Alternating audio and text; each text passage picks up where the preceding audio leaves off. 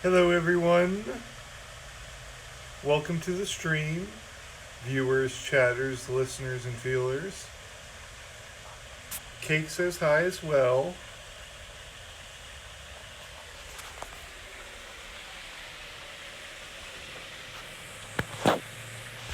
Today is the 3rd of October. It's a Monday. I feel like Garfield. And it is 2022. We left off with some otters losing their lives as they were getting those mice out of there, Knopf and Martin the Warrior. We'll start with the brown gloves today, and we'll finish with the pink gloves.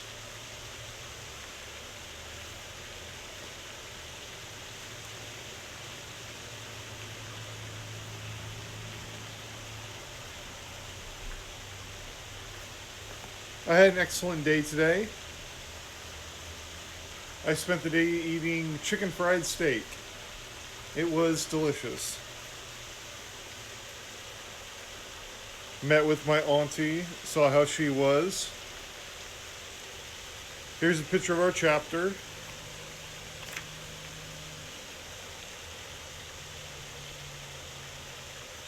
It looks to be underwater and there's some fish. A little bit of seaweed.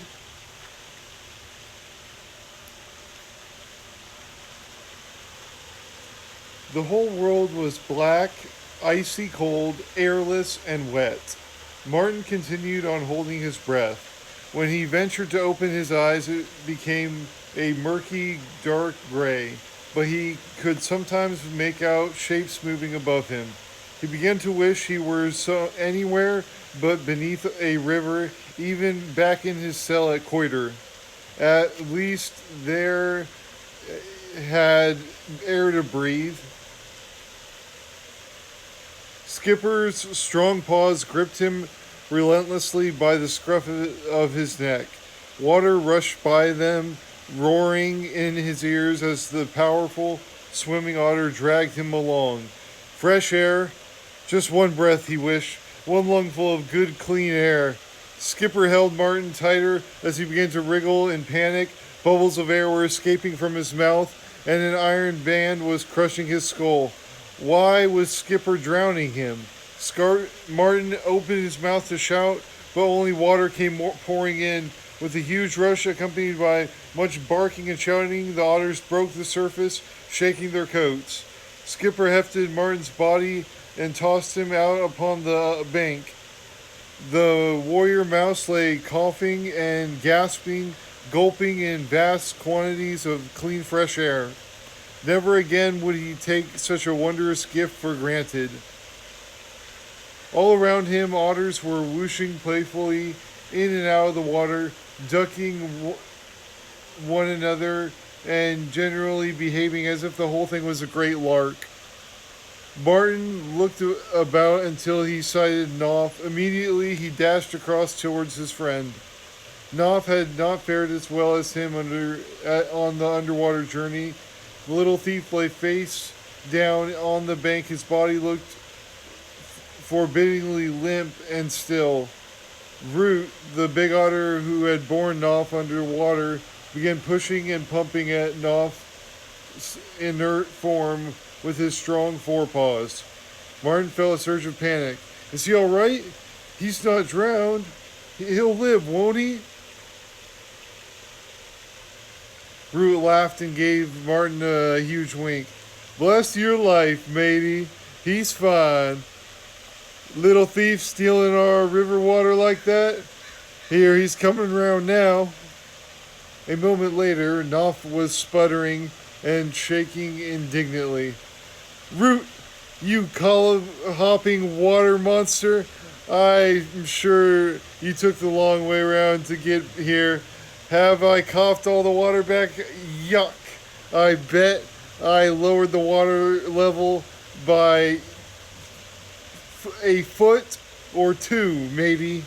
Oh, hello, Martin. Well, how do you like the Camp Willow? Martin had not looked at his surroundings. Now that the danger had passed, he took stock of where they had breached. It was a large, sandy, shelf like area, the roof of which was a mass of gnarled willow roots. Perseverance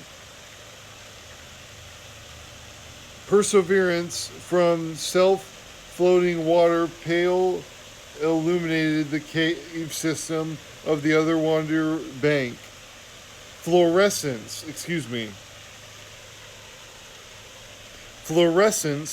from the swingy, swift floating water palely illuminated the cave system of the underground bank. A canal ran through the middle of the Camp Willow, emanating out of the gloomy darkness of hidden caves and bolt holes near the rear. Skipper watched proudly as Martin gazed about. You won't find no better commendation for any otter anywhere. Martin, Camp Willow was built by otter paws. Martin stood shrewdly. A right fine job they did too, Skipper.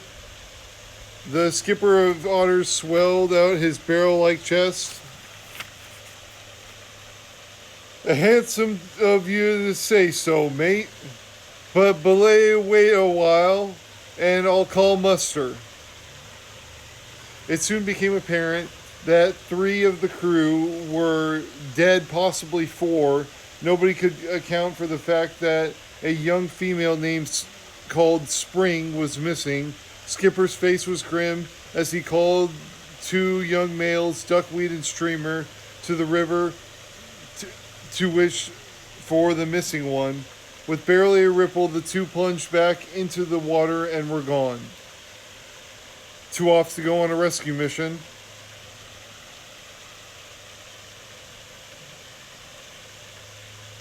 Duckweed and Streamer. Martin and Knopf were given bark cloths to dry themselves. They sat upon the bank with the otters around a bright fire, eating thick wedges of carrot and parsley bread, in which they dunked in a steaming bowl of river shrimp and bulrush soup, seasoned with fiery ditch nettle pepper. It was delicious, but extremely hot.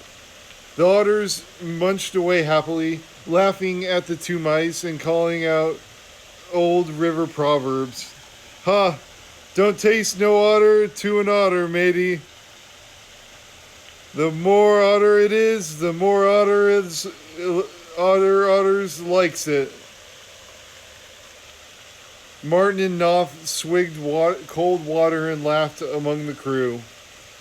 Not before long, they settled down for sleep. Duckweed and Streamer returned. They emerged, dripping into Camp Willow. Between them, they were supporting young Spring. Streamer had removed the arrow from Spring's back. Fortunately, she was not badly hurt. Skipper was delighted to see her, and he dressed the wound carefully.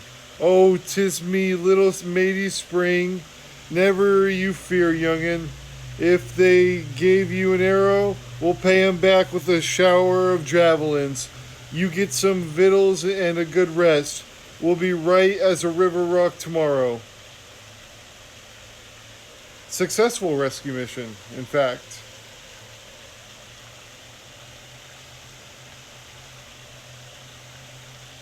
Spring told them what had happened. When I got hit, I didn't swim away for fear of leaving a blood trail in the water, so I swam a little ways and then laid under a bush hanging over the bank. I slapped a good paw full of mud on the wound to stop the bleeding and lay waiting.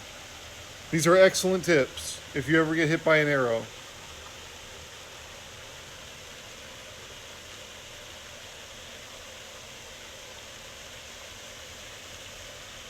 I knew Skip wouldn't leave me long before he sent help.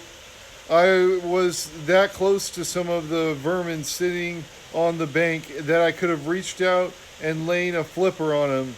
They were all talking about something called a gloomer. Said the cat had sent messengers to Coiter to fetch this gloomer thing. Skipper patted Spring. Well done, matey. You get some sleep now, and don't fret your head about nothing. Old Skipper will take care of this. Skipper will take care of this. Root struck his thigh in a heavy, mighty paw. Struck his thigh with a heavy paw. Ha! The gloomer, I might have known. Skip, what do we do now? The fire burned low in the stickle dwelling as Goody tidied around before going to join Ben outside. It was a peaceful spring night. Ben knocked his pipe out on the